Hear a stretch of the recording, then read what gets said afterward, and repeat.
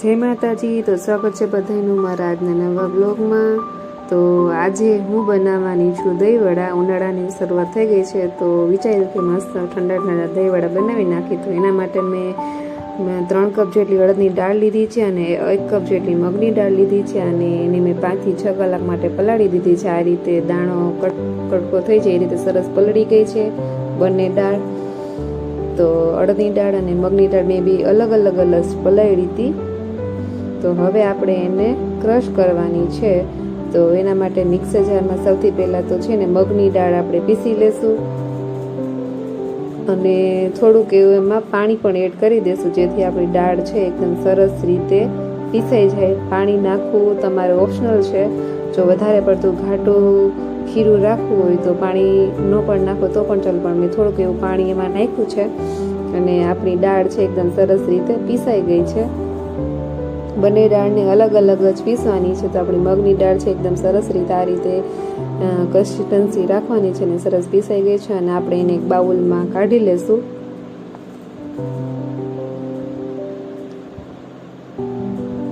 મગની દાળને બહુ પીસવું નહીં તો ચાલશે, એટલે મેં અલગ અલગ જ રાખી છે। અને હવે આપણે પીસવાની છે અડદની દાળ। તો એને પણ આપણે બાઉલમાં મિક્સર જારમાં લઈ લીધી છે અને એને પણ આ રીતે આપણે પીસી નાખશું। અડદની દાળ થોડીક હાર્ડ હોય એટલે એને આપણે વધારે પીસવી પડશે અને આ રીતે એકદમ સરસ રીતે આપણી અડદની દાળ છે એ પીસાઈ ગઈ છે અને મગની દાળની જેટલી કન્સિસ્ટન્સી હતી એ જ રીતે આપણે રાખી છે। અને હવે બંને દાળને આપણે એક બાઉલમાં લઈ લીધી છે અને એને પ્રોપર સરસ રીતે આ રીતે મિક્સ કરી નાખશું। અને મેં 2 થી 3 મરચાં લીધા છે અને આદુનો એક કટકો લીધો છે અને એની સરસ એક પેસ્ટ બનાવી નાખી છે। તો આપણે એ બાઉલમાં એડ કરી દઈશું અને ટેસ્ટ અકોર્ડિંગ મીઠું નાખવાનું છે। તો મીઠું પણ આપણે નાખી દઈશું અને એકદમ સરસ રીતે આપણે જે ખીરું રેડી થઈ ગયું છે એને આ રીતે મિક્સ કરવાનું છે। એક જ ડાયરેક્શનમાં આપણે ક્લોકવાઇઝ ફેરવવાનું છે ખીરાને, જેથી કરીને આપણા ખીરામાં છે સરસ મજાની એર ભરાશે અને જેથી કરીને આપણા જે વડા બનવાના છે એકદમ સોફ્ટ અને ફ્લફી બનશે। આપણે કોઈ પણ પ્રકારના સોડાનો યુઝ કર્યો નથી, છતાં પણ આપણા જે વડા છે એકદમ અંદરથી સ્પોન્જી અને સોફ્ટ બનશે। એટલા માટે જ આપણે ખીરાને એકદમ એક જ ડાયરેક્શનમાં હલાવવાનું છે, મિક્સ કરવાનું છે, જેથી કરીને એમાં એર ભરાય અને જેના લીધે આપણા વડા છે એકદમ સોફ્ટ અને સ્પોન્જી બનવાના છે। તો આ રીતે આપણે ખીરું છે એને 5 થી 6 મિનિટ માટે એક જ ડાયરેક્શનમાં આ રીતે હલાવવાનું છે, જેથી કરીને આપણા જે વડા છે એકદમ સરસ રીતે સોફ્ટ બનશે કોઈ પણ પ્રકારના સોડા વગર। તો કન્સિસ્ટન્સી છે મેં આ રીતની જ રાખી છે જેથી કરીને આપણા વડા છે એકદમ સરસ રીતે તેલમાં મૂકવાની મજા આવે। તમે સોડાનો પણ યુઝ કરી શકો છો, પણ આપણે આમાં સોડા નહીં નાખીને તો પણ આપણા વડા છે એકદમ સરસ રીતે ફૂલાશે અને એકદમ સોફ્ટ થવાના છે। તો આ રીતે આપણું ખીરું છે તૈયાર થઈ ગયું છે અને તમારે જો ચેક કરવું હોય કે આપણું ખીરું કેવી રીતે સોફ્ટ થઈ ગયું છે, ફ્લફી થઈ ગયું છે, તો એના માટે એક બાઉલમાં છે થોડુંક પાણી લઈ અને આપણું ખીરું છે એ થોડુંક હાથની મદદથી એમાં નાખી દેવાનું, એટલે આપણું જે વડા જે બનવાના છે એ અંદર પાણી ઉપર તરવા લાગશે, એટલે સમજી લેવાનું કે આપણું ખીરું છે એકદમ સરસ રીતે રેડી થઈ ગયું છે।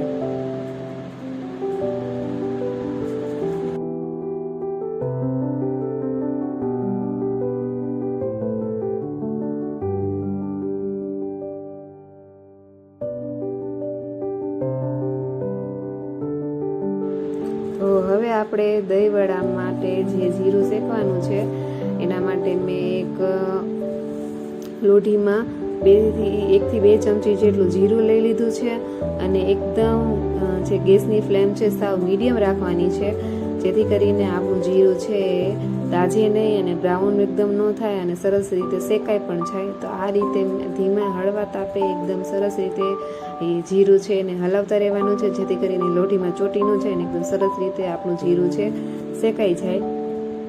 દહીંવડામાં જીરું ન હોય ને શેકેલું તો એનો ટેસ્ટ આપણને બિલકુલ ન આવે, એની સુગંધથી જ આપણને દહીં વડા ખાવાનું મન થઈ જાય. તો આપણે એમાં શેકેલું જીરું કમ્પલસરી છે, નાખવું ફરજિયાત છે. તો આપણે એના શેકી લીધું છે ને આ રીતનું બ્રાઉન થાય ત્યાં સુધી શેકવાનું છે અને એકદમ ઠંડુ થાય પછી એને આપણે પાવડર બનાવી લેવાનો છે. તો આપણું જીરું છે સરસ રીતે ઓલમોસ્ટ શેકાઈ ગયું છે.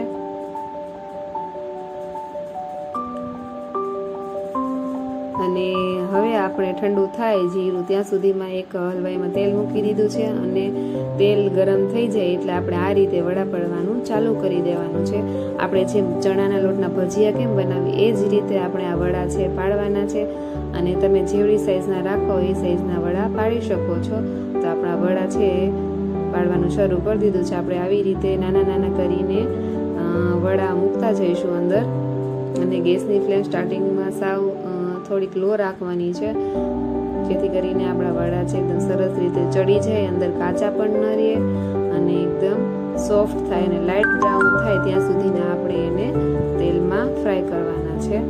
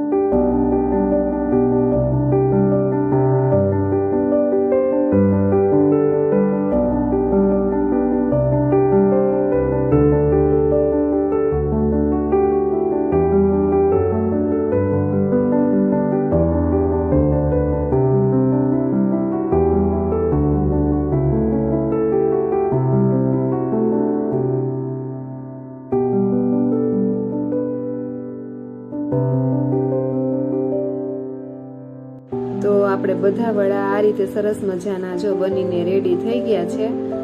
અને હવે આપણે એક બાઉલમાં પાણી લઈ લીધું છે અને વડાને સોફ્ટ બનાવવા માટે એમાં આપણે પાણીમાં બધા જ વડાને વારાફરતી એડ કરી દઈશું, જેથી કરીને આપણા વડા છે એકદમ સોફ્ટ થઈ જાય.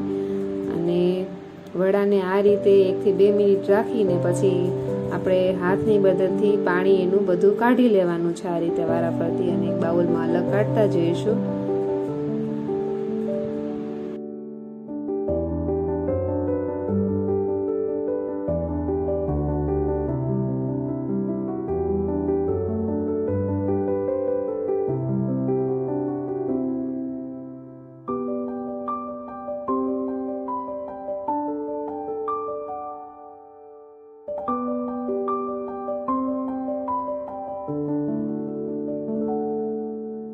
તો હવે આપણે દહીંવડા માટેનું જે દહીં હોય એ રેડી કરવાનું છે. તો એના માટે એક તપેલીમાં મેં ઘરે જ દહીં જમાવી દીધેલું હતું.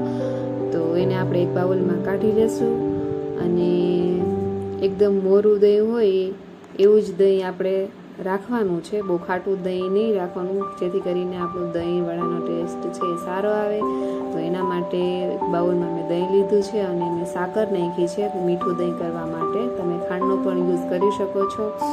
તો આ રીતે મેં સાકર નાખી દીધી છે અને આ રીતે આપણે એકદમ એને હલાવી લેવાનું છે, જેથી કરીને બધું આપણું દહીં છે એકદમ સરસ રીતે મિક્સ થઈ જાય સાકર સાથે અને આપણી સાકર છે એકદમ ઓગળી જાય અને દહીંની કન્સિસ્ટન્સી પણ આ રીતે રાખવાની છે.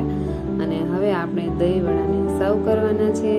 તો એક ડીશમાં મેં વડા લઈ લીધા છે, એની ઉપર દહીં નાખી દીધું છે, મીઠું દહીં, અને હવે આપણે નાખવાનું ગ્રીન ચટણી ને ત્યાર પછી નાખીશું મીઠી ચટણી. ખજૂરની ચટણી પણ નાખી શકો છો અથવા આંવલીની ચટણી પણ નાખી શકો છો. તો મેં અહીંયા ખજૂરની ચટણી લીધેલી છે.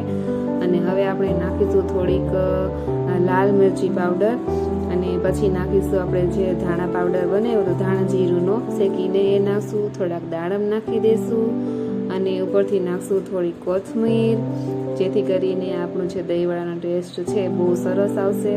અને તમે ફરાળી ચેવડો ને ડ્રાયફ્રૂટ ને એવું બધું પણ એડ કરી શકો છો. તો આપણા દહીંવડા સરસ રીતે બનીને રેડી થઈ ગયા છે. તમને રેસીપી કેવી લાગી એ મને ચોક્કસ કમેન્ટમાં કહેજો. અને આ ઉનાળામાં તમે પણ દહીંવડા ટ્રાય કરજો. વિડીયો ગમે તો લાઈક કરજો, શેર કરજો અને ચેનલને સબસ્ક્રાઈબ કરવાનું ભૂલતા નહીં. ફરી મળશું નવા વિડીયોમાં. ત્યાં સુધી